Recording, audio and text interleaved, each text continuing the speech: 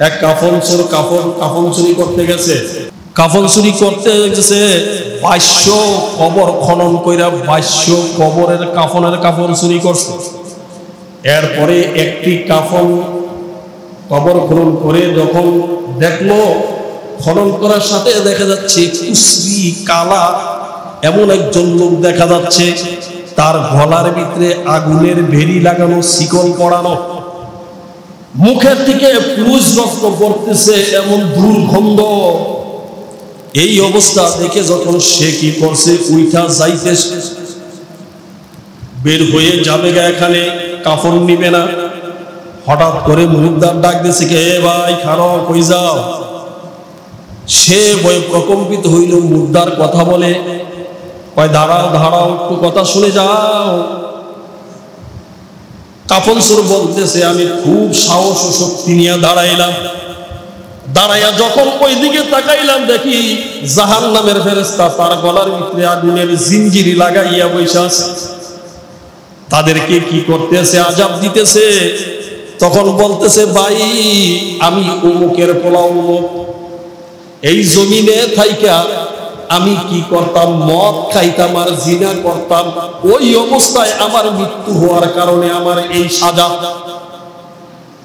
এই এক কবরের আলামত দেখে দ্বিতীয় কবরে যখন গেছে কাফনের কাপড় চুরি করার জন্য, কাফনের কাপড় চুরি করার জন্য যখন গেছে, কবর খনন করে কাফনের কাপড়ে যখন হাত দিয়েছে, দেখতেছে খুব বিশ্রী এক চেহারা, তার হাতে পায়ে গলার ভিতরে আগুনের জিঞ্জিরে লাগাইয়া ফেরেশতা বসে আছে আর টানতেছে। ওই লোকটা ডাক দিয়া বলে, ভাই একটু দাঁড়াও, আমি খুব পিপাসার্থ, আমাকে একটু পানি পান করিয়ে দাও।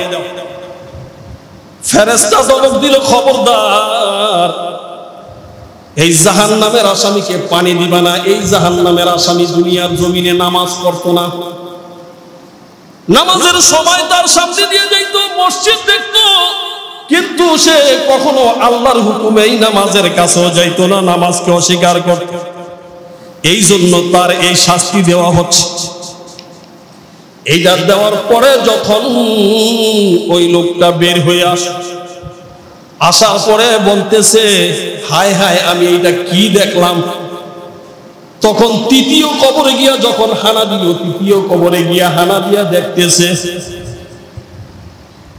যে কাফনের কাপড় চুরি করবে, সেই কাফন যখন টান দিছে, তখন দেখা যাচ্ছে একটা সুন্দর চেহারা সুশ্রী এবং একটা চেহারার ছেলে বসে আছে, তার চতুর্দিকে বাগ বাগিচা, বিশাল আকৃতির এরিয়া, খুব সুগন্ধ, দুর্গন্ধ নাই। তখন ওই কবর থেকে এটা দেখা কাফন নিবে না, তাই এর কাফন আমি নিব না। ওইটা যখন কবরের উপরে উঠছে, তখন ওই বালক ডাক দিল, ভাই এদিকে আসেন, আপনি কাফন চুরি করতে আসছেন, কি দেখলেন? কয় বাকি দুইটা খুব ভয়ঙ্কর দেখলাম, এখানে খুব ভালো দেখলাম, তার কারণ কি? বলছে, ভাইরে, আমার জিন্দেগিতে বহু অপরাধ আমি করেছিলাম, অন্যায় অপরাধ করেছিলাম, কিন্তু হঠাৎ করে একদিন আমি যখন কোরআন ও হাদিসের মজমার ভিতরে বসেছিলাম, একজন আলেম ওয়াজ করেছিলেন, আমাকে নসিহত করেছিলেন, তুমি যদি আল্লাহর জান্নাত পাইতে চাও, কবরের আযাব থেকে মুক্তি পাইতে চাও, তাহলে তোমার জিন্দেগির থেকে গুনার কাজকে তুমি ভঙ্গ করে দাও, আল্লাহ আল্লাহর রাসূলের তরিকা মতন চলো। ওই দিন থেকে মৃত্যুর আগ পর্যন্ত আমি এই দুনিয়ার জমিনে গুনার কাজ পরিহার করেছি। আল্লাহ আল্লাহর রাসূলের হুকুমত পালন করার কারণে আল্লাহ রাব্বুল আলামিন আমার এই কবরটাকে বেহেশতের বাগান বানিয়ে দিয়েছে। আমরা কি আমার জিন্দেগিটাতে ওয়াদা করতে পারি না? ও আল্লাহর বান্দা, জীবনে বহু অন্যায় করেছি, অপরাধ করেছি, আমার জীবনের সময়টাকে আমি কি করেছি? অযথা ব্যয় করেছি। আজকের থেকে আমি গুনাহ করব না, আমি আল্লাহর হুকুম, আল্লাহর রাসূলের হুকুম মানব। এমন যদি মনে এরাদা করে তুমিও যদি এই পৃথিবীর জমিনে থাকতে পারো, যেই দিন তোমার মৃত্যু হয়ে যাবে রে বান্দা, ওই মৃত্যুর পরে যখন তোমার পরকালের জিন্দেগি শুরু হয়ে যাবে, ওই পরকালের জিন্দেগি গেলে দেখবা তোমার আরাম আর তোমার জান্নাতের বাগানের কোনো অভাব হবে না। এরপরে হযরত সিদ্দিক আকবর রাদিয়াল্লাহু তাআলা ওনার জামানায় একটি ঘটনা হয়েছে। এক লোক মারা গেছে। ওই লোককে মারা যাওয়ার পরে এলাকার লোক তাকে গোসল দিল। তাকে গোসল দেওয়ার পরে সুন্দর করে সাদা মার্কিন কাপড় পেঁচাইয়া তাকে কাফন পরাইয়া দিল।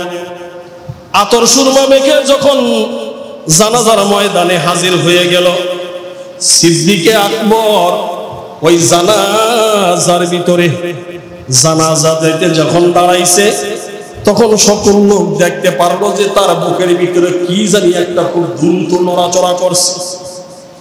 এই অবস্থা থেকে সমস্ত লোক স্তব্ধ হয়ে দাঁড়িয়ে গেছে। সিদ্দিকে আকবরকে বলতেছে, সিদ্দিকে আকবর, আপনি যদি অনুমতি দেন তাহলে তার কাফনের কাপড়টা আমরা একটু খুইলা দেখবো, তার কারণ। সিদ্দিকে আকবর তাদেরকে অনুমতি দিলেন। অনুমতি দেওয়ার সাথে সাথে তারা যখন কাফনের কাপড়টাকে খুললো, খোলার পরে হঠাৎ করে দেখে তার বুকের ভিতরে বিষাক্ত একটি সাপ ফনা ধরে তাকে কেউ সবল মারতেছে। যেই সাপ এই পৃথিবীর জমিনে ইতিমধ্যে ওই সমস্ত কোন লোক আর জীবনে দেখে নাই। সমস্ত মানুষ চিল্লা পাল্লা করতেছে, হাতে লাঠি নিয়ে আসতেছে, সাপকে মারবে। চতুর্দিক থেকে যখন মানুষ যখন আইসা তার সামনে দাঁড়াইছে সাপকে মারবে, আল্লাহ রাব্বুল আলামিনের কুদরত, সাপের জবান আল্লাহ খুইলা দিছে। ও আল্লাহর বান্দারা, আমাকে মারতে চাও কেন? আমি ইচ্ছা করে আসি নাই, আমার আল্লাহ আমাকে হুকুম করেছে তার বুকে আইসা বসবো, কিয়ামত পর্যন্ত তাকে আমি দংশন করব।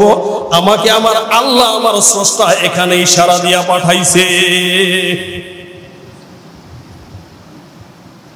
লোকগুলো চুপ থেকে জিজ্ঞাসা করলো, কেন তাকে দংশন করার জন্য পাঠাইলো?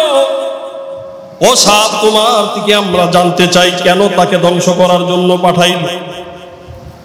সাপ জবাব দিল, এক নম্বরে এই লোকটা যখন কানে আজান শুনতো কিন্তু মসজিদে নামাজে যাইতো না।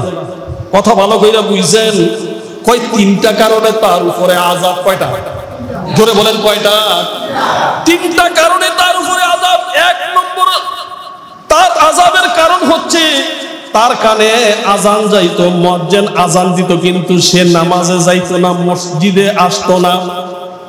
এমন অপরাধী মনে আমাদের সমাজে নাই? আছে? থাকলে ভালো কথা। দুই নম্বরে, এই লোকটা যখন কোরআনের থেকে তাকে নসিহত করতো, তোমার সম্পদের যাকাতগুলা তুমি আল্লাহর রাস্তায় দিয়ে দাও, এটা আল্লাহ পানা। কেন? তোমার সম্পদ দিয়েছে আল্লাহ, আল্লাহকে তুমি 100 টাকার থেকে তুমি 2.5 টাকা দিবা, বাকি 96.5 টাকা তোমার। এরপরও সে কি করছে? এই যাকাত দেওয়ার জন্য অস্বীকার করছে। 2 নম্বর কারণ হচ্ছে যাকাত দেওয়া অস্বীকার করেছে। 3 নম্বর কারণ হচ্ছে এই লোকটাকে যখন কোন আলেম কোরআনের কথা বলতো, কোরআন দিয়া নসিহত করতো, হাদিস দিয়া নসিহত করতো, এই লোকটা আলেমদের কথা শুনতো না, বরঞ্চ আলেমদের ব্যাপারে উল্টা রিয়াকশন করতো। এর কারণে আল্লাহ রাব্বুল আলামিন কিয়ামত পর্যন্ত আমাকে ধ্বংস করার জন্য পাঠাইছে। এমন ধরনের অপরাধী মনে আমাদের এই পৃথিবীতে এখন আর নাই। আছে? আছে? সাবধান হয়ে যাও, তোমার সময়টাকে তুমি সুন্দর করে কাজে লাগিয়ে দাও। সময়ের কসম, যোগের কসম, জামানার কসম, রাত্র এবং দিনের কসম।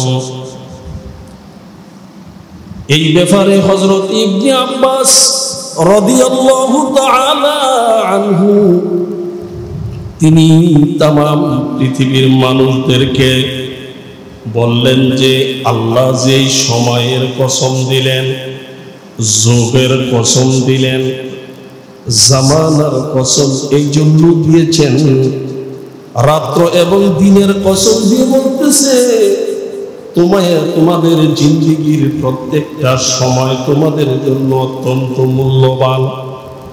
অযথা সময়টাকে দুনিয়ার ফাহেসা কাজে ব্যয় না করে তোমার এই সময় নামে যেই মহামূল্যবান রত্নটাকে এমন ভাবে কাজে লাগিয়ে দাও যেই কাজগুলা কিয়ামতের ময়দানে তোমাকে আমাকে যখন আল্লাহর আদালতে দাঁড়াইতে হবে, ওই দিন এই সময়ের ব্যাপারে যেন আল্লাহ আমাকে প্রশ্ন করতে না পারে, তোমার জিন্দেগীর সময়টা কোন কাজে ব্যয় করেছ। প্রত্যেকটি মানুষ সময়ের জন্য আটকিয়ে যাবেন। সময়ের জন্য যখন আটকিয়ে যাবে, দেখা যাবে তার গোটা জিন্দেগীর সময়গুলোকে কোন কাজে ব্যয় করেছে, তারা কেমন করে ক্ষতিগ্রস্ত হয়েছে। তখন মানুষের জিন্দেগীর হিসাব যখন টান দিবে আল্লাহ, ফেরেশতারা সব লিপিবদ্ধ আল্লাহর আদালতে হাজির করে দিবে। হাজির করে দেওয়ার সাথে সাথে সমস্ত তার হিসাবগুলা আল্লাহর আদালতে উপস্থিত করার পর দেখবে যে আমাদের জিন্দেগীর সময়টা হেলায় হেলায় খেলায় খেলায় কেটে গেছে। অযথা গল্প গুজারিতে, আনন্দ উল্লাসের নাচ গানে, ঘুমের ভিতরে এই জমিনের সম্পদের পিছনে, এই জমিনের বাড়ি গাড়ির পিছনে আমার জিন্দেগীর সময়টাকে আমি অতিবাহিত করলাম। আবার কতগুলো মানুষ দেখা যাবে তাদের জিন্দেগীর সময়ের ভিতরে দেখা যাবে তারা তাসের আড্ডায় বসে আছে, কাউকে দেখা যাবে মদের আড্ডায় বসে আছে, কাউকে দেখা যাবে আবার জুয়ার আড্ডায় বসে আছে, কাউকে দেখা যাবে আবার জিনার এই অবস্থার ভিতরে বসে আছে। আল্লাহ রাব্বুল আলামিন এই সময়গুলো মানুষের অযথায় কাটতেছে। আবার কারো কারো জিন্দেগীর সময়গুলো দেখা যাবে ইন্টারনেট, ফেসবুক এবং ইউটিউবের ভিতরে কেটে যাচ্ছে। বান্দারে, আল্লাহর আদালতে ওই দিন যখন ধরা পড়ে যাবে, তখন তোমার সময়ের মূল্য কিন্তু তুমি বুঝবে। বহু মানুষ দেখবে তার সময়টাকে আল্লাহর গুণকীর্তন, আল্লাহর জিকির আজকারে, আল্লাহ রাব্বুল আলামিনের জিকির আজকারে এবং রুকু এবং সিজদার মাঝে কাটিয়ে দিয়েছে। আর বেশিরভাগ মানুষের আলামত এমন দেখা যাবে যে তারা এই পৃথিবীর জমিনে যতদিন ছিল তাদের আমল নামার ভিতরে দেখা যাবে খারাপ জিনিসের, খারাপ সঙ্গর পিছনে তার সময় ব্যয় করেছে। মানুষ বুঝে না তার সময়ের মূল্য কত। কেননা এই সময় যে আল্লাহ নির্ধারণ করে দিতেছে, কেননা এর প্রমাণ তো আমরা পেয়েছি। আমার বাবাকে একটা সময় নির্ধারণ করে দিয়েছিল, আমার বাবার সময় শেষ হয়েছে, পৃথিবীর জমিন থেকে বিদায় নিয়েছে। আমার দাদাকেও এমন একটি সময় বেঁধে দিয়েছিল, তার সময় যখন দুনিয়ার জমিনে শেষ হয়ে গেছে, ওই সময়কেও আল্লাহ রাব্বুল আলামিন শেষ করার পরে আমার দাদাকেও নিয়ে গেছে। আমার আশেপাশে ডাইনে ভাবে সামনে পিছনে বহু মানুষের মেসেজ আসতেছে যে এই জমিনের উপরে তারাও চলেছে, এই জমিনের বাড়ি গাড়ির ভিতরে তারাও কি করেছে, চলে গেছেন। তারা এই বাড়ি গাড়ি করেছেন, আনন্দ উল্লাস করেছেন। হঠাৎ খবর আসে যে এক লোকে উঠা বসা ছিল, এই লোকটার দুনিয়ার জিন্দেগির হায়াত শেষ হয়ে যাওয়ার পরে মালাকুল মউতের হাতে যখন ধরা পড়ে যায়, এক সেকেন্ড সময় কিন্তু মালাকুল মউত তোমাকে আমাকে দেয় না। এরপরও যদি বান্দা তুমি খারাপ কাজ করো, তাহলে করো, তোমার জীবনের সময়টাকে তুমি নষ্ট করে দাও, তোমার জীবনের মূল্যটাকে তুমি নষ্ট করে দাও। আবার দেখা যাবে কম বহু মানুষ আছে তার সময়টাকে এই জমিনের উপরে বহু নাফরমান এবং জালিমে এবং জুলুম করে যারা, তাদের পিছনে সময় দিয়ে তারা জীবনটাকে শেষ করতেছে।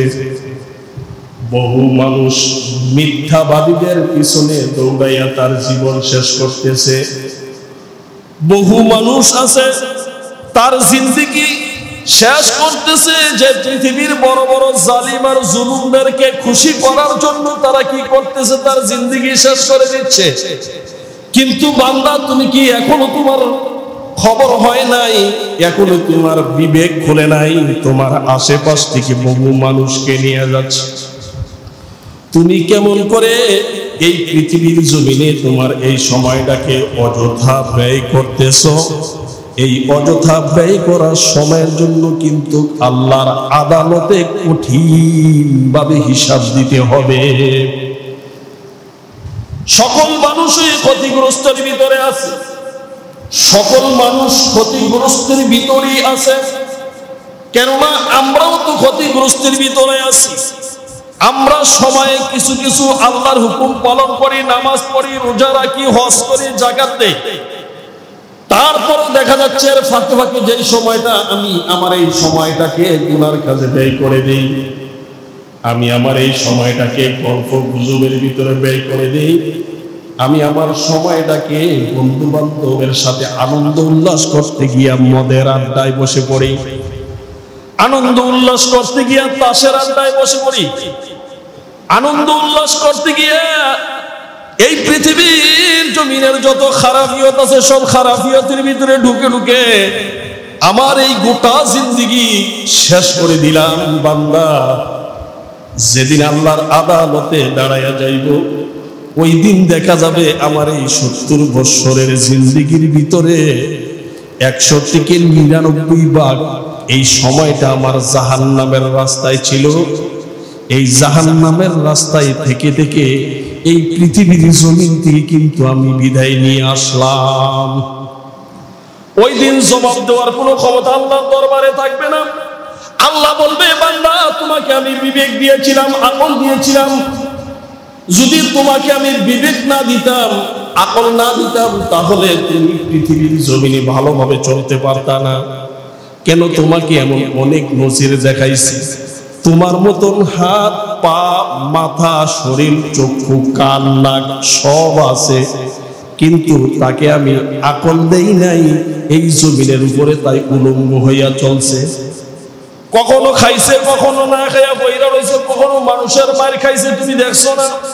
তোমার মতন এমন বহু মানুষ দিয়েছে, কিন্তু তাদের হাতও দেয় নাই, পাও দেয় নাই, কানও দেয় নাই, চোখও দেয় নাই। এমন বহু মানুষ এই পৃথিবীর জমিনে তোমার সামনে ছিল। তোমাকে যে আমি আল্লাহ এত সুন্দর করে সুগম কাঠামো দিয়ে তৈরি করে জমিনে ছেড়ে দিলাম যে বান্দা, তুমি আমি আল্লাহর হুকুম মানো, আমার রাসূলের হুকুমগুলা মানো। তুমি কেমন করে তোমার জীবনের সময়টাকে খারাপ কাজে ব্যয় করে দিলে? তোমার সময়টাকে তুমি অযথা মোবাইলের পিছনে কাটাই দিলে, তোমার সময়টাকে তুমি অযথা ফেসবুকের ভিতরে কাটাই দিলে, তোমার সময়টাকে অযথা ল্যাপটপ ছবি দেখার ভিতরে কাটিয়ে দিলে। তোমার এই সময়টাকে এই পৃথিবীর জমিনের খারাপ খারাপ জায়গায় কেন তুমি গিয়ে তোমার জীবনটা নষ্ট করলে? ও বান্দা, এই জন্যই তো আমি আল্লাহ রাব্বুল আলামিন পয়গম্বর পাঠাইলাম, তার সাথে সাথে আসমানি কিতাবগুলা পাঠাই দিয়া তোমাদেরকে আমি সংশোধন করাইয়া দেওয়ার জন্য তোমাদের কাছে আমি পয়গম্বরদেরকে পাঠাইলাম। কিন্তু তোমরা পয়গম্বরের কথাও শুনলা না, কিতাবুল্লাহর কথাও শুনলা না। ও বান্দা, আজকে আমি আল্লাহর আদালতে বিচারের চুল পরিমাণ কোনো পরিবর্তন আমি আল্লাহর আদালতে হবে না। দুনিয়ার জমিনে মানুষ যখন বিচার বিভাগে যায়, ওই সময়টা তাই গুনার কাজে ব্যয় করে। আবার কোন কোন বিচারক আছে ওই সময়টাকে আল্লাহ জান্নাতের কাজেও ব্যয় করে। সঠিকভাবে যখন যে ফয়সালা করে, বিচার করে, তার সময়টা জান্নাতের অবস্থায় থাকে। আর যখন বিচার ফয়সালাকে তারা নিজের মন মোতাবেক করে, শয়তানের মতাদর্শ অবস্থায় করে, ওই সময়টাও দেখা যাচ্ছে তার জিন্দেগির এই সময়টাও ক্ষতিগ্রস্তের ভিতরে ঢুকে যায়। এই জন্য আল্লাহ তাবারক তাআলা বলতেছে, বন্ধু, আপনি আপনার উম্মতদেরকে জানাই দেন, এই পৃথিবীর মানুষদেরকে জানাই দেন, সকল মানুষই কিন্তু ক্ষতিগ্রস্তের ভিতরে আছে। কিন্তু 4 শ্রেণীর মানুষ, 4টি কাজ যাদের ভিতরে আছে, তাদের কোনো ক্ষতি নাই, তাদের কোনো লয় নাই, তাদের কোনো ক্ষয় নাই। এবং 4 শ্রেণীর লোক যারা আছে তাদের জন্য আমি আল্লাহর জান্নাত প্রতিষ্ঠিত করে রেখেছি। যেদিন সময় আসবে তারা ওই জান্নাতের মেহমান হয়ে যাবে। এই জন্য আল্লাহ রাব্বুল আলামিন আল্লাহর রাসূলের উপরে কোরআন নাজিল করে দিয়ে বলতেছে এই 4টা জিনিসের উপরে 1 নম্বরে ইল্লাল্লাযীনা আমানু, যে ব্যক্তি 1 নম্বরে ঈমান আনলো। ঈমান অত্যন্ত মজবুত একটা জিনিস, ঈমান একটা মহামূল্যবান সম্পদ। এই ঈমান নামক সম্পদটা যে সঠিকভাবে গ্রহণ করলো, আল্লাহ তাবারক তাআলা বলে এই ঈমানের হালতে যখন মানুষ ইস্তেকামাত থাকে তখন তার দ্বারা সময় কোনোভাবে অপচয় হয় না। ওই সময়টা দুনিয়ার কাজে শয়তানের মতদর্শ অনুযায়ী কিন্তু ব্যয় হয় না। একজন ঈমানদার যখন কেউ দাবি করে আমি ঈমানদার, ওই ঈমানদারের জবান দিয়া মিথ্যা বের হবে না, ওই ঈমানদারের জবান দিয়া কাউকে ঠকানো বের হবে না, ওই ঈমানদার দ্বারা এই জমিনের উপরে কখনো গুনার কাজ হবে না। এখন দেখা যায় আমরাও ঈমানদার, কিন্তু সমস্ত ধরনের গুনাহ এই বর্তমান আমরা যারা পৃথিবীতে আছি আমাদের ঈমানদারদের দ্বারা যেই ধরনের বড় বড় গজবী অপরাধগুলা হচ্ছে, এটি কাফের মুশরিকদের দ্বারাও এরকম বড় বড় অপরাধ আর গুনাহগুলা হচ্ছে না। এই সমস্ত নামদারি ঈমানদারদের কথা আল্লাহ বলে নাই। অরিজিনাল ঈমানদার যেই ঈমান ছিল হযরত আবু বকর সিদ্দিক আকবর, যেই ঈমান ছিল হযরত ওমর ইবনুল খাত্তাব রাদিয়াল্লাহু তাআলা আনহুমা, যে ঈমানদার ছিল হযরতে উসমান রাদিয়াল্লাহু তাআলা, যে ঈমানদার ছিল হযরতে আলী রাদিয়াল্লাহু তাআলা আনহুমা, যেই ঈমানদার ছিল হযরতে আসিয়া, যে ঈমানদার ছিল হযরতে মারিয়াম, যে ঈমানদার ছিল হযরতে খাদিজাতুল কুবরা।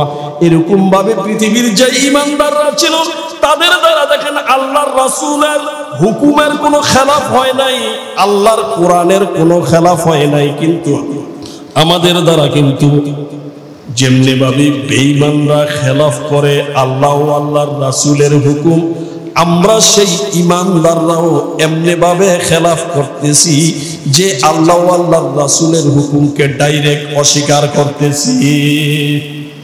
এই লোকগুলাই কিন্তু ক্ষতির ভিতরে রয়েছে। এই লোকগুলাই ক্ষতিগ্রস্ত অবস্থায় থেকে থেকে দুনিয়ার জমিনে এক এক করে তার জিন্দেগির ভিতরে বড় বড় অপরাধগুলো ঢুকাই দিচ্ছে। ও বান্দা, তুমি জানো না এই জিন্দেগির সময় যখন ফুরিয়ে যাবে, শেষ হয়ে যাবে, যাওয়ার পরে আরেকটি জিন্দেগি শুরু হবে। ওই জিন্দেগির শুরু আছে, শেষ নাই। দুনিয়ার জিন্দেগির শুরুও যেমন আছে, শেষও তেমন আছে, কিন্তু পরকালের জিন্দেগির শুরু আছে, তো ওই জিন্দেগির কখনো শেষ হবে না। এই জন্য আল্লাহ রাব্বুল আলামিন বলে, বন্ধু ওই লোকগুলাই ক্ষতিগ্রস্তের ভিতরে নাই। 1 নম্বরে যারা ইল্লাল্লাযীনা আমানু, যারা ঈমান এনেছে, ঈমান আনার পরে সর্বপ্রথম তার উপরে কাজ এসে যায় আল্লাহর হুকুম, আমিলুস সলিহাত, নেক আমলের যখন হুকুম হয়ে যায়, এই নেক আমলের ভিতরে সর্বপ্রথম আমল হচ্ছে প্রত্যেকটা ঈমানদার ঈমান গ্রহণ করার পরে তার উপরে আল্লাহর হুকুম 5 ওয়াক্ত নামাজ ফরজ হয়ে যায়। আজকে দেখেন আমরা আমাদের সমাজের মুসলমানগুলা ঈমানদার দাবি করে কিন্তু নামাজ নাই। তাদের ভিতরে 1 নম্বরে নামাজকে তারা বিলুপ্ত করে দিয়েছে, তারা নামাজ থেকে দূরে সরে গিয়েছে, তারা নামাজ পড়ে না, নামাজের জন্য কোনো আফসোস নাই, নামাজের জন্য কোনো দুঃখ নাই, তার গোটা জিন্দেগি হেলায় হেলায় খেলায় খেলায় কেটে যাচ্ছে, তার কোনো খবর নাই। কিন্তু তার চোখের সামনে বহু মানুষের জানাজা সে দেখছে। এই জমিনের ভিতরে তারাও ঘুরছিল, চলছিলেন, কিন্তু তোমার আমার চোখের সামনে বহু মানুষের জানাজা দেখলাম, বহু মানুষের জানাজা পড়লাম। বান্দারে, এরপরে কি তোমার বিবেক খোলে না? তুমি ইমানদার দাবি করো, কিন্তু তুমি আল্লাহর হুকুম নামাজকে অস্বীকার করো। ঈমান আনার পরে সর্বপ্রথম যে ইবাদত, এইটা হচ্ছে নামাজ। এই নামাজকে অস্বীকার যারা করবে, নামাজ যারা পড়বে না, তাদের দ্বারা এই জমিনের ভিতরে গুনার কাজ আবিষ্কার হইবে। মদের মতন গুনাহ আবিষ্কার হইবে, জুয়ার মতন গুনাহ আবিষ্কার হইবে, হারামের মতন গুনাহ আবিষ্কার হইবে, গুনাহ আবিষ্কার হয়ে যাবে। এবং রঙ্গ তামাশার মঞ্চ তৈরি করার মতন গুনাহ আবিষ্কার তারাই করবে। আজকে আমাদের সমাজে যারা এই ধরনের কাজগুলা করতেছে, তারা মুসলমান দাবি করে, কিন্তু মসজিদের সাথে তাদের সম্পর্ক নাই, আল্লাহর সাথে তাদের সম্পর্ক নাই, রাসূলের সাথে তাদের কোনো সম্পর্ক নাই। তাদের গোটা জিন্দেগীর 24টা ঘন্টা যে প্রতি রাত্র দিন যাচ্ছে শুধু গুনাহ আর গুনার ভিতরে কেটে যাচ্ছে। বান্দারে যেদিন এই সময়ের হিসাব চাইবে, কেমন করে জবাব দিবে? হাসরের ময়দানে এই সময়ের হিসাবের সাথে সাথে আল্লাহ রাব্বুল আলামিন বলেন যে বন্ধু, আপনি জানিয়ে দেন তাদের এই সময়ের সাথে সাথে আমি কিন্তু আমার বান্দাদের সর্বপ্রথম নামাজের হিসাবটাই নিব। কিসের হিসাব দিবে?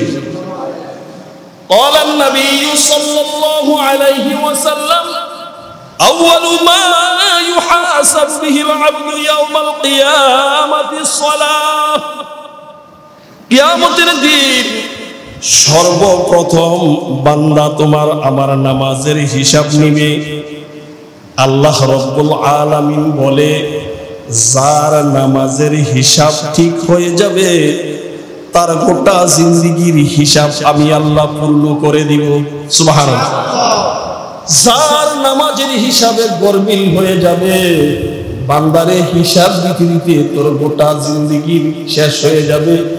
50,000 বছর পর্যন্ত দাঁড়াইয়া দাঁড়াইয়া তোমার হিসাব দিতে হবে আর আল্লাহর আযাব ভোগ করতে হবে। এই জন্য আমরা যারা নামাজি, নামাজের ভিতরে ক্যাটাগরি আছে, নামাজ পড়ার পরে গুনাহ করা যাবে না, নামাজ পড়ার পরে কোনো অপরাধ করা যাবে না। যেই নামাজে আমাকে গুনার থেকে বাঁচায় না, যেই নামাজে আমাকে অন্যায় থেকে বাঁচায় না, এই নামাজ আল্লাহর কাছে কিছুই না। এই জন্য আমার নামাজটা এরকম ভাবে হইতে হবে যেই নামাজের দ্বারা আমি আল্লাহ রাব্বুল আলামিন আমাকে যেন গুনার কাজ থেকে বিরত রাখে।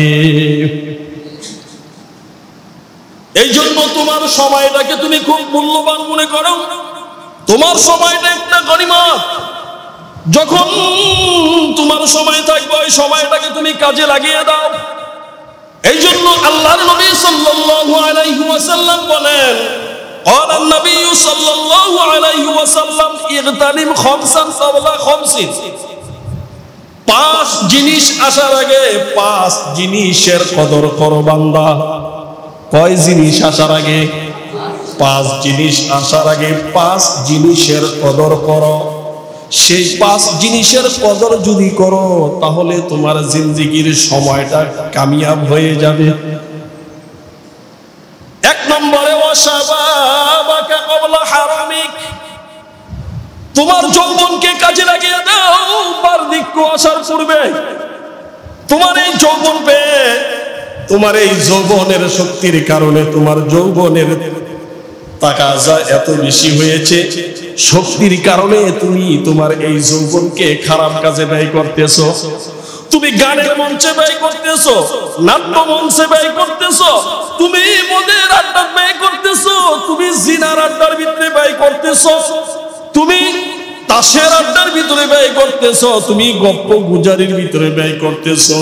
এই জমিনের বড় বড় নাফরমানদের পিছনে তোমার এই যৌবনটাকে কাজে লাগাইতেছো। বান্দারে যেদিন যৌবন শেষ হয়ে যাবে ওই দিন হাজারো আফসোস করবারে বান্দা, এই যৌবন কিন্তু আর কোনোদিন তোমাকে ধরা দিবে না। এই মজলিসে বহু মুরব্বি আছে, বসে আছে, যাদের দাড়ি পেকে গেছে, তারা এখন যৌবনে বহু গুনাহ করেছে, অন্যায় করেছে রক্তের গরমে, কিন্তু এখন বৈশা বৈশা চিন্তা করতেছে, হায় হায় আবার যদি যৌবনটারে ফিরা পাইতাম তাহলে সুন্দর মতন নামাজ পড়তাম, সময় দিয়ে নামাজ পড়তাম। এখন তো নামাজ পড়তে গেলে হাত ব্যথা করে, পা ব্যথা করে, ঘুম দিয়া পড়ে যাচ্ছি, আমার অলসতা এসে যাচ্ছে। কেননা যৌবনের একটা সেজদা আর বুড়া বয়সের 70টা সেজদার সমান। সুবহানাল্লাহ বলেন। এই জন্য বান্দা, তোমার এই যৌবনটাকে কাজে লাগাও বার্ধক্য আসার পূর্বে। কেননা এখন মুরব্বীরা বসে বসে চিন্তা করতেছে, হায় হায় যুবক, তুমি কেমন করে তোমার জীবনটাকে ধ্বংস করতেছো। আমাকেও তো এমন এক সময় এমন মানুষ বুঝাইছে, আলেম ওলামারা বুঝাইছিলেন, কোরআন হাদিস দিয়ে আমি মানি নাই। এখন দেখতেছি যদি মানতাম, আমি যৌবনের কদর করতাম, তাহলে বৃদ্ধ বয়সে আইসা এই চিন্তা আমার করা লাগবে না। এই জন্য আমি বলবো, রে বান্দা, যাদের যৌবনই উকি দিয়েছে, তোমার যৌবনটাকে কাজে লাগিয়ে দাও বার্ধক্য আসার পূর্বে। যে বার্ধক্যে তুমি বসে বসে মসজিদে সুবহানাল্লাহ, আলহামদুলিল্লাহ, আল্লাহু আকবার বছরের বছর করবে, কিন্তু যৌবনকালে 1 ঘন্টার তাসবিহ আর বয়সকালের 1 মাসের তাসবিহ সমান হয়ে যাবে। এই জন্য যৌবন তোমাকে দিয়েছে তোমার রক্তের গর্ভে। মসজিদে আজান হয়, তুমি আজান শুনে মসজিদে আসো না, ঘাড়কে পাকিয়ে তুমি বসে থাকো না, আমি যাব না, আমার ব্যবসা বেশি, আমার দোকানে লোক আছে, লোক সমাগম বেশি, আমার দোকানের ভিতরে বসে বসে গুনার কাজগুলা করতেছে, শিরক করতেছে, কবিরা গুনাহ করতেছে, কুফরি করতেছে, এর ভিতরে মনোরঞ্জন লাগাই দিয়ে তোমার জিন্দেগির সময়টা যখন শেষ হয়ে শেষ মুহূর্তে আসবা, ওই দিন মসজিদে বৈশা বৈশা যুবকদের দিকে তাকাইবার, মনে মনে বলবা, হায় হায় রে, যৌবনটাকে যদি আমি কাজে লাগাইতাম তাহলে আজ বৃদ্ধ বয়সে আমাকে এত চিন্তিত হইতে হইতো না। এই জন্য আল্লাহর নবী সাল্লাল্লাহু আলাইহি ওয়াসাল্লাম বলেন, ওয়াশাবাকা ক্বাবলা হারামিক, যৌবনের কদর করো বার্ধক্য আসার পূর্বে। এরপরে আল্লাহ রাব্বুল আলামিনের বন্ধু বলতেছে, ওয়াসিহাতাকা ক্বাবলা সুকমিক, তোমার সুস্থতাকে কাজে লাগাও অসুস্থতা আসার আগে। এ মানুষ, ও আল্লাহর বান্দারা, তোমাকে সুস্থতা দান করেছে, তুমি বড় নিয়ামত। আজকে খবর নিয়ে দেখো, বহু মানুষ হাসপাতালের বেডে কাতরাচ্ছে, বহু মানুষ ঘরের বিছানায় পড়ে পড়ে কাতরাচ্ছে, বহু মানুষ অসহায় হয়ে তাকিয়ে আছে, কিছু বলার ক্ষমতা নাই। তোমাকে যে এই সুস্থতা দান করেছে, এই সুস্থতা পাইয়া তুমি আল্লাহর নাফরমানি করবা, দ্বীনের সাথে বেয়াদবি করবা এবং কোরআনের হুকুম অমান্য করবা। এই জন্য তো তোমাকে সুস্থতা আল্লাহ দান করেন নাই। এই জন্য আল্লাহর নবী বলছে, সুস্থতাকে কাজে লাগাও অসুস্থতা আসার আগে। এই জন্য অসুস্থ আসার আগে সুস্থতাকে কাজে লাগাও। মানুষ যখন রোগাক্রান্ত হয়ে যায়, মানুষ যখন কোনো বিপদে পড়ে যায়, তখন আল্লাহরে খুব বেশি বেশি ডাকে আর বলে যে, হায় আল্লাহ, ও আল্লাহ, আমাকে সুস্থতা দান করে দাও, আমি ভালো ভালো কাজ করব। মাঝে মাঝে মানুষদেরকে বিপদে ফালায় দেয়, মাঝে মাঝে মানুষদেরকে অসুস্থ করে দেয়, তখন আল্লাহকে বেশি বেশি ডাকে। ডাকার পরে যখন আল্লাহ তাকে সুস্থতার নিয়ামত দান করে দেয়, তখন আবার পুনরায় আল্লাহর নাফরমানিতে লিপ্ত হয়ে যায়। এই জন্য সুস্থতাকে কাজে লাগাও। অসুস্থতা আসার আগে প্রত্যেকটা মানুষ, তোমরা সুস্থ আছো, এখনো কেন সময় হয় নাই তোমার মসজিদে আসার? এখনো কি সময় হয় নাই তোমাকে গুনার কাজ ছাড়ার? এখনো কি সময় হয় নাই তোমার লুডুর আড্ডার থেকে বের হয়ে আসতে? এখনো কি সময় হয় নাই দোকান ছেড়ে আল্লাহর ঘরের ভিতরে ঢুকে আল্লাহকে কুদরতি পায়ে সেজদা করার জন্য? যদি হঠাৎ করে তোমার দোকানে যখন আল্লাহ গজব পেলে তোমাকে রোগ বিমার দিয়ে দিবে, ওই সময় তোমার ব্যবসা দেখবে কে? ওই সময় তোমার ব্যবসা কে দেখবে? ওই সময় তোমার ওই লভ্যাংশের চিন্তা কে করবে? ও বান্দা, তোমার বিবেককে একটু কাজে লাগিয়ে দাও, কাজে লাগিয়ে দেখো, যখন অসুস্থ হয় তোমার ব্যবসা বাণিজ্য দুনিয়াদারি সব বন্ধ হয়ে যায়, কিন্তু সুস্থতা থাকা অবস্থায় আল্লাহর নাফরমানি করো। আর অসুস্থ আসলে তোমরা কি করো? আল্লাহ রব্বুল আলামিনের ডাকো। আর সুস্থতা যখন পেয়ে যাও, তখন আল্লাহ রব্বুল আলামিনের নাফরমানির ভিতরে লিপ্ত হয়ে যাও। এই জন্য আল্লাহর নবী বলে তোমার সুস্থতাকে কাজে লাগাও অসুস্থ আসার আগে। এই জন্য সুস্থতা আল্লাহর দান, আল্লাহর নিয়ামত। আল্লাহর দান আল্লাহর কি নিয়ামত। এই নিয়ামতকে পরিপূর্ণভাবে কাজে লাগাইতে হবে। যদি কাজে না লাগাও ওই সময় পরিপ্রেক্ষিতে আল্লাহ রাব্বুল আলামিনের আদালতে হিসাব দিতে হবে। 3 নম্বরে ওয়াগিনাআকা ক্বাবলা ফাকরিক,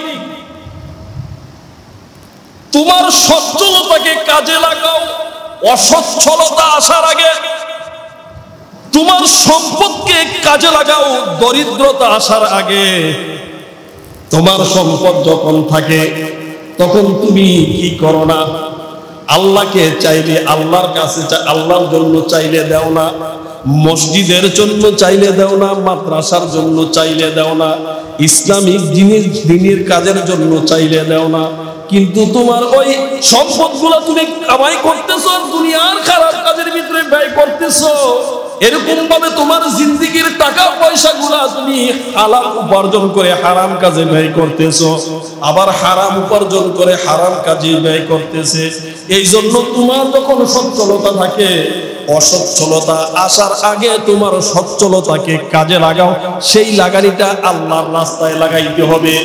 তুমি দেখতেছো না তোমার আমার জিন্দেগিতে হাজার হাজার কোটি কোটি হাজার হাজার কোটি টাকার মালিক, মিলিয়ন মিলিয়ন টাকার মালিক, সম্পদের মালিক এই দুনিয়ার জমিন থেকে যখন যায় তখন তার সম্পদ কোনো কাজে আসে না, তার বিল্ডিং কোনো কাজে আসে না, তার ক্ষমতা কোনো কাজে আসে না, কোনো কাজে আসে না, কিছুই কাজে আসে না। শুধু খালি হাতে যেতে হয়, 9.5 মার্কিন কাপড় নিয়ে যেতে হয়। এর বেশি কিছু নেওয়া এই পৃথিবীর জমিন থেকে সম্ভব নয়। আর একটা জিনিস তুমি নিতে পারো, যদি তোমার জিন্দেগির গোটা জিন্দেগির সময়টাকে আমলে পরিপূর্ণ করো, ওই জিনিসটাই তোমার সাথে যাবে, এটার কোনো কেউ অংশীদার হবে না। এই জন্য তোমার সচ্ছলতাকে কাজে লাগাও অসচ্ছলতা আসার আগে।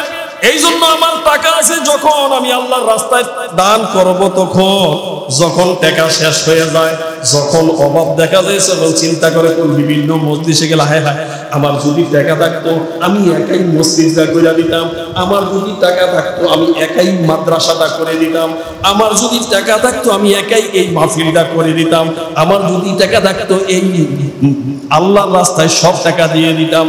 কিন্তু যখন তোমাকে আল্লাহ টাকা নামক সম্পদ নামক বস্তু দেয়, তখন তোমাকে পরীক্ষা করে দেখা যায় আল্লাহর রাস্তায় তোমার 1 টাকা খরচে বহুত কষ্ট হয়, কিন্তু খারাপ রাস্তায় তোমার হাজার হাজার লক্ষ লক্ষ টাকা ব্যয় হইতেছে। বান্দা, তোমার কোনো আফসোস নাই।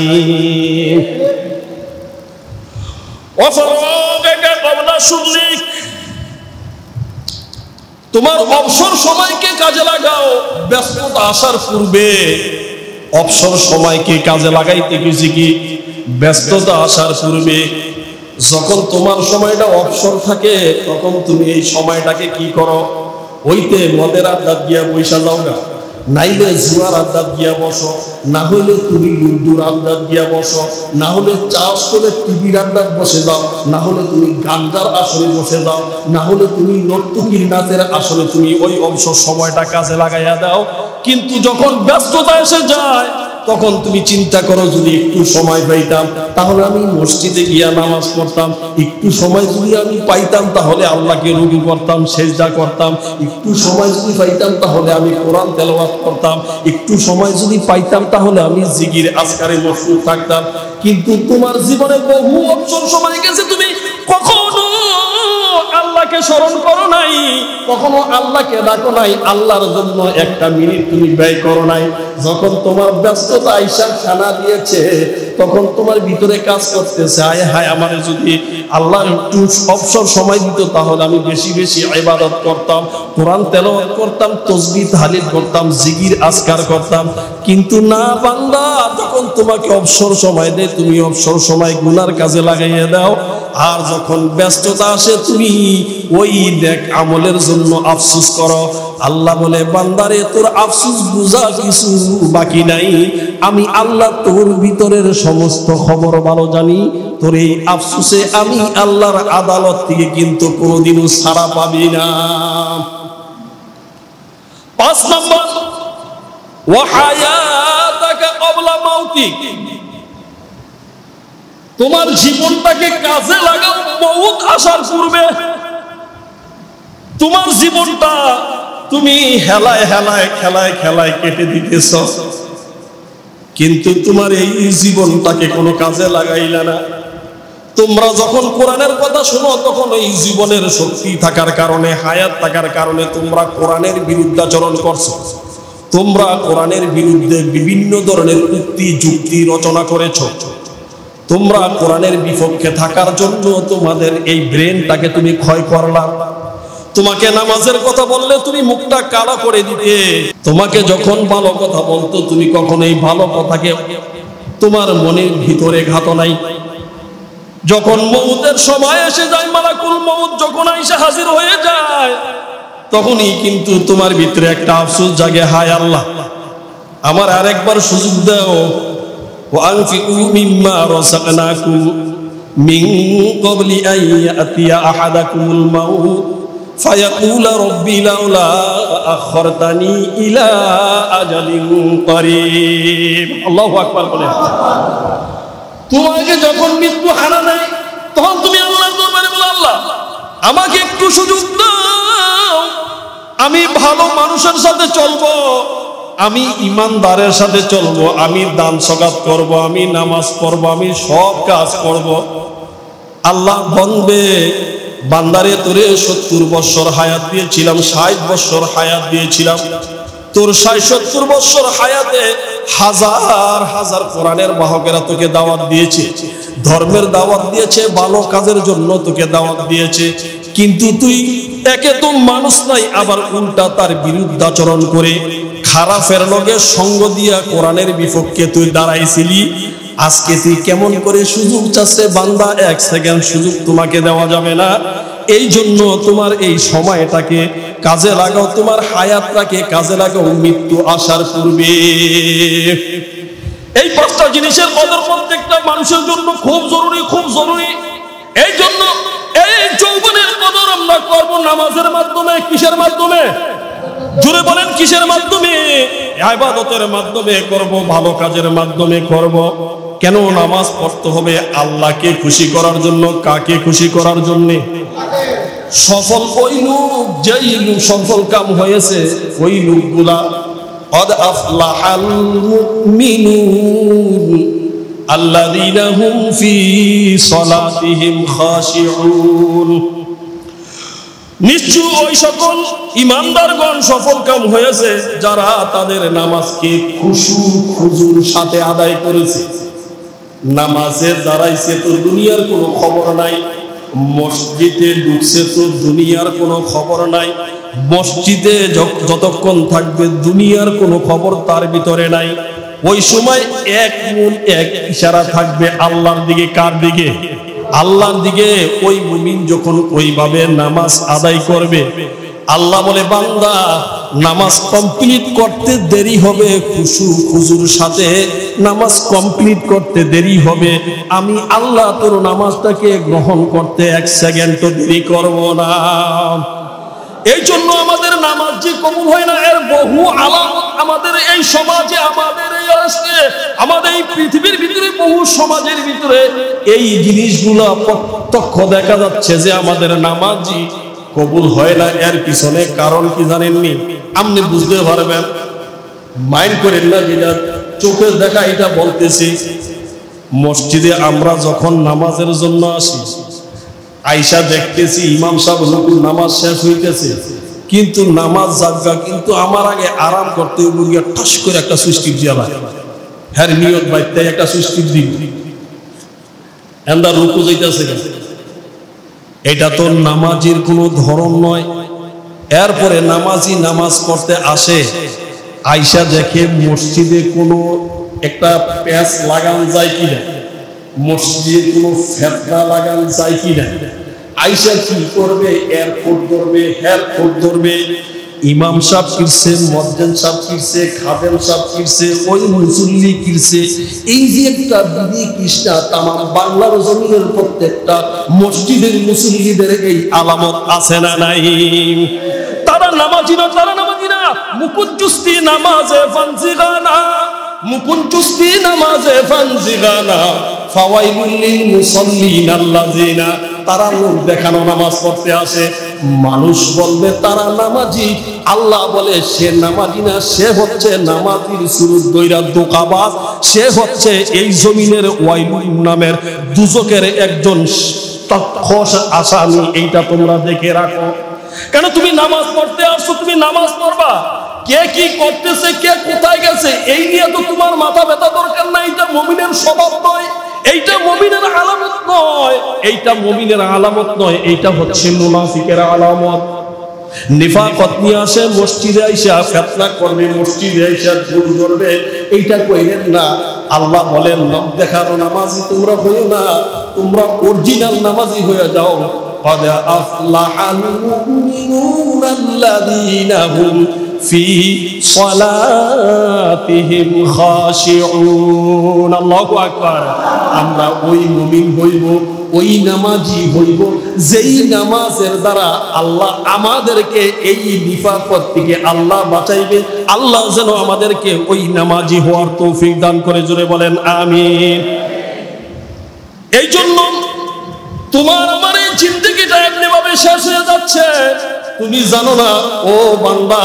ওয়াল আসরি ইন্নাল ইনসানা লাফি খুসর, সময়ের কসম দিয়ে বলছে মানুষ তোমরা ক্ষতিগ্রস্তের ভিতরে আছো।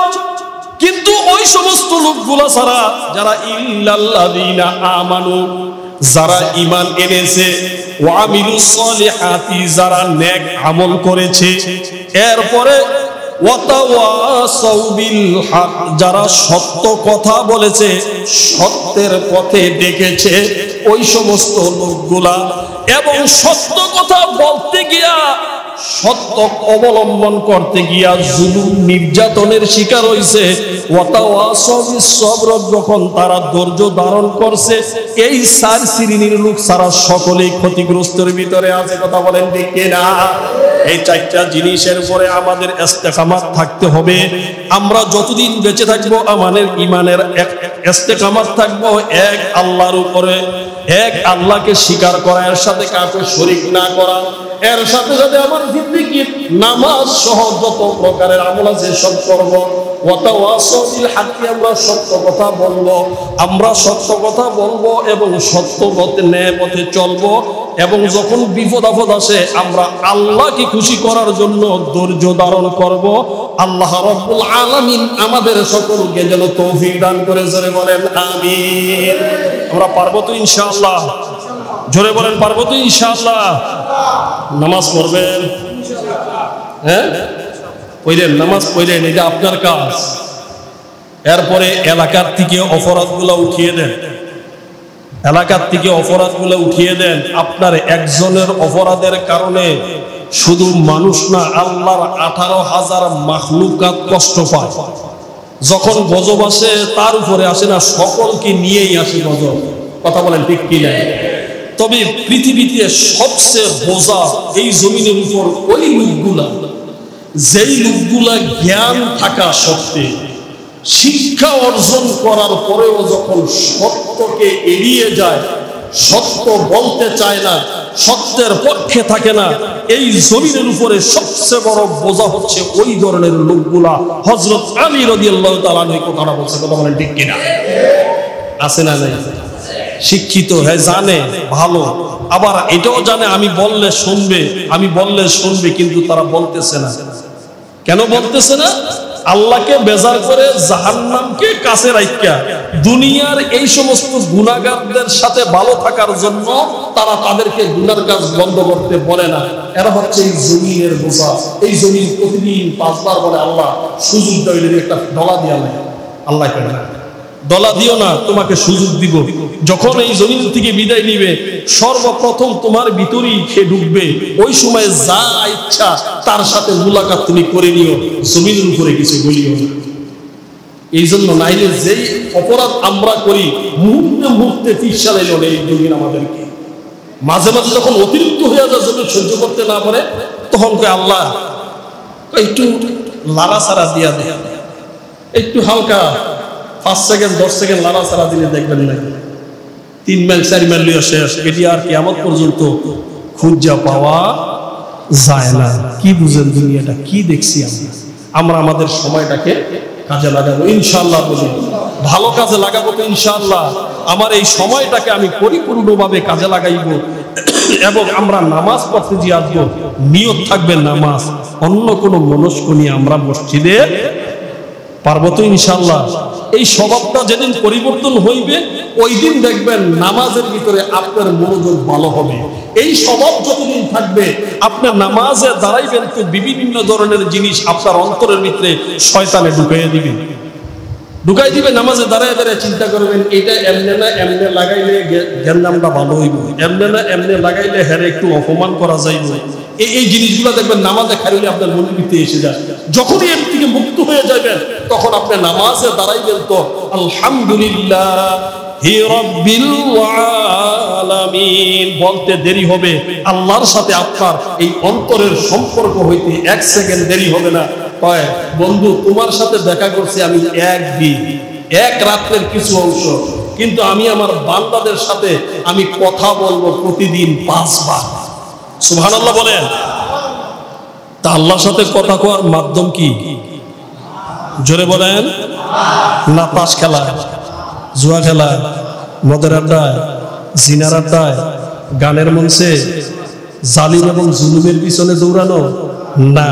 নামাজের মাধ্যমে আল্লাহর সাথে আমার আপনার সম্পর্ক হবে, কথা হবে কোরআনের মাধ্যমে। কথা বলেন ঠিক কিনা? আল্লাহ যেন আমাদেরকে এইভাবে আমল করে আমার গোটা জিন্দেগির সময়টাকে কাজে লাগাইয়া আমরা যেন পরিপূর্ণ ইমানদার হয়ে পৃথিবীর জমিন থেকে মৃত্যুবরণ করতে পারি। আল্লাহ যেন আমাদেরকে তৌফিক দান করে। জোরে বলেন আমিন। ওয়া আখিরু দাওয়ানা আলহামদুলিল্লাহি রাব্বিল আলামিন।